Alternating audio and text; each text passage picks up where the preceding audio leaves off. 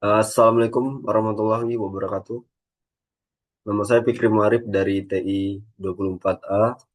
Di sini saya ingin sedikit menjelaskan materi dari distribusi frekuensi dari matkul statistik statistika inferensia. Uh, Sebenarnya itu NPM saya itu 24 31 30 37. Presentasi ini mengeksplorasi peran penting suatu distribusi frekuensi dalam penelitian kuantitatif, khususnya untuk menganalisis data survei. Ini memberikan suatu pendekatan yang terstruktur bagi mahasiswa dan juga peneliti, bagi pemula untuk memahami dan menerapkan konsep statistik yang fundamental ini.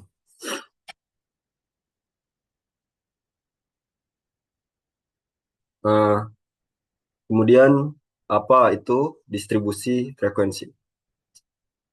Sebenarnya ada tiga materi. Yang pertama yaitu mengelompokkan data. Distribusi frekuensi ini suatu metode yang mengatur data secara mentah dengan mengelompokkannya ke dalam interval ya atau suatu kelas yang sudah ditentukan. Kemudian menghitung suatu kejadian.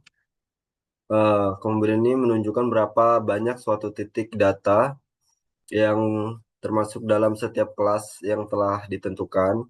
Kemudian memberikan gambaran umum yang sudah jelas. Ada ada wawasan survei awal yang ketiga. Untuk survei kuantitatif ini membantu memvisualisasikan bagaimana skor responden tersebar, memfasilitasi analisis awal sebelum uji statistik yang lebih canggih. Terus, mengapa distribusi frekuensi ini begitu amat penting? Yang pertama ini menyederhanakan suatu data, mengubah data mentah yang tidak terstruktur menjadi format yang ringkas dan sangat terorganisir, sehingga gampang dibaca dan mudah diinterpretasikan. Yang kedua, bisa mengungkap pola, membantu mengidentifikasi kecenderungan dalam suatu data, seperti pemusatan atau penyebaran, kemudian keberadaan anomali atau outlier. Yang ketiga ada fondasi statistik lanjutan. Ini berfungsi sebagai langkah awal yang sangat krusial sebelum menghitung statistik kunci seperti median, mode, standar, deviasi, dan uji reliabilitasi seperti Colbatch Alpha. Ya, yang terakhir meningkatkan visualisasi. Em, mudah di mudah diterjemahkan ke dalam representasi grafis seperti histogram, poligon frekuensi, atau OGIF untuk pemahaman yang intuitif dan lain-lain. Eh, ada beberapa komponen kunci distribusi frekuensi. Yang pertama ada interval kelas, yang kelompok nilai data dengan rentang tertentu yang contohnya itu 50 sampai 57 atau 58 sampai 56. Kemudian ada batas kelas yang digunakan untuk konstruksi histogram yang misalnya 49,5 dikurang 57,5 untuk kelas 50 sampai kelas 57. Ada frekuensi relatif yang proporsi frekuensinya ini terhadap total jumlah, yaitu dari titik data. Frekuensi atau N.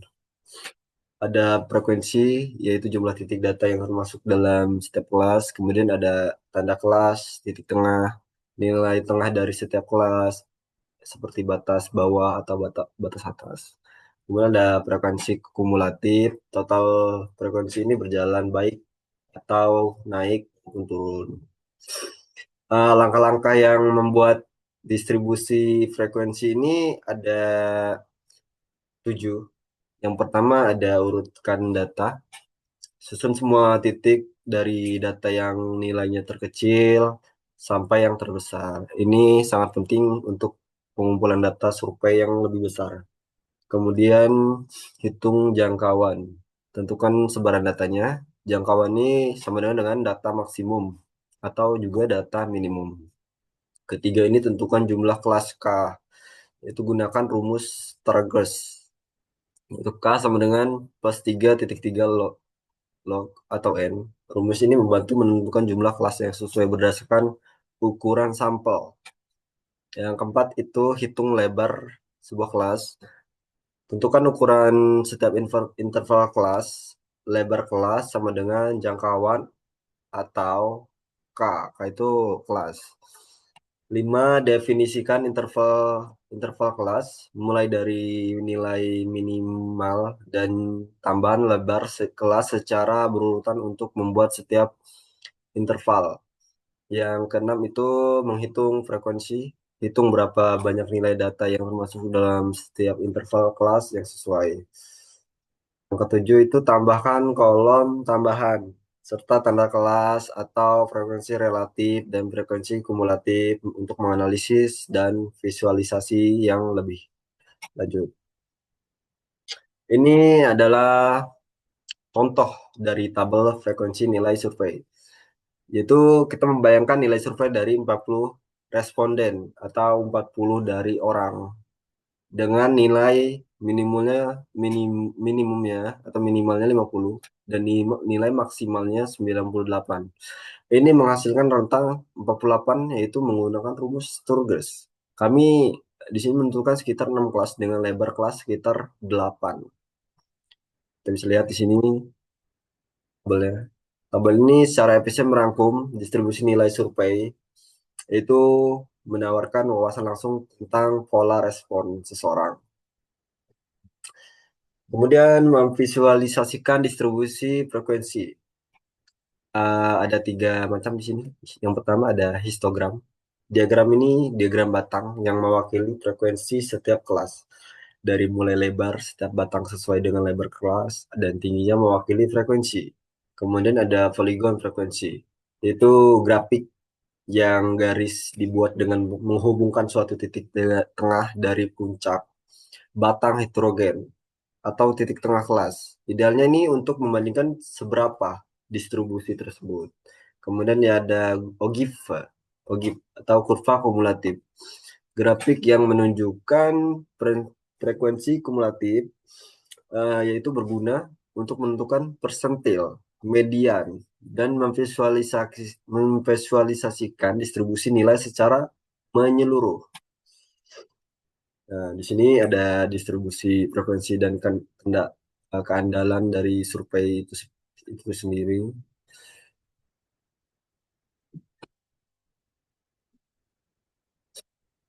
Sorry.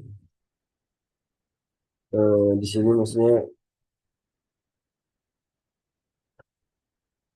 ada 4 tahapan untuk distribusi frekuensi dan keandalan survei. Yang pertama ini memeriksa penyebaran skor, membantu memeriksa distribusi skor ini untuk setiap item survei dan mengidentifikasinya masalah potensial sebelum pengujian suatu kendala. Kemudian ada deteksi outlier, mengungkap titik data ekstrim atau outlier ini yang dapat secara signifikan mempengaruhi ke koefisien suatu kendalaan seperti alpha Cronbach. Pastikan normalitas data. Memverifikasi data terdistribusi ini normal atau tersebar merata yang mengarah pada hasil uji kendalaan yang lebih stabil dan akurat. Terus identifikasi pola respon yang abnormal, membantu mendeteksi jika item surveinya ini memiliki pola respon yang tidak biasa. Misalnya semua respon terkumpul di sekitar satu nilai yang mungkin mempengaruhi kendalaannya. Ke selanjutnya ada kekuatan wawasan dari data awal. Distribusi frekuensi ini adalah langkah pertama dalam mengungkap cerita yang ingin disampaikan oleh data Anda sendiri. Ini mengubah angka mentah menjadi pola yang sangat-sangat bermakna. memandu seluruh perjalanan suatu analisis Anda sendiri. Dengan memulai dari distribusi frekuensi yang sangat jelas, peneliti ini dapat memperoleh wawasan secara langsung, memastikan kualitas data dengan meletakkan dasar yang kokoh untuk menganalisis statistik yang lebih kompleks. Jadi, yang terakhir adalah kesimpulan dari materi yang tadi. Jadi, ada langkah fundamentalnya dalam analisis suatu kuantitatif. Dasar statistik deskriptif ini distribusi frekuensinya adalah langkah fundamental namun krusial dalam statistik deskriptif. Ya, kemudian ada visualisasi yang jelas ini memfasilitasi visualisasi data yang jelas dan efektif, namun membuat kumpulan data yang kompleks juga mudah diakses. Eh, yang ketiga ada memahami pola datanya. Ini memungkinkan suatu peneliti ini memahami secara menyeluruh pola dan karakteristiknya dari dasar data yang mereka lakukan. Kemudian yang terakhir mempersiapkan untuk analisis lanjutan, distribusi frekuensi yang dapat mempersiapkan data, analisis statistik lanjutan berikutnya termasuk uji reliability untuk item survey. Menguasai distribusi frekuensi ini sangat penting bagi semua mahasiswa atau peneliti yang bekerja dengan data kuantitatif pada intinya. Eh, Begitu saja presentasi yang mungkin bisa saya sampaikan, walaupun terbata-bata. Sebelumnya saya mohon maaf dari semua yang menonton. Assalamualaikum warahmatullahi wabarakatuh.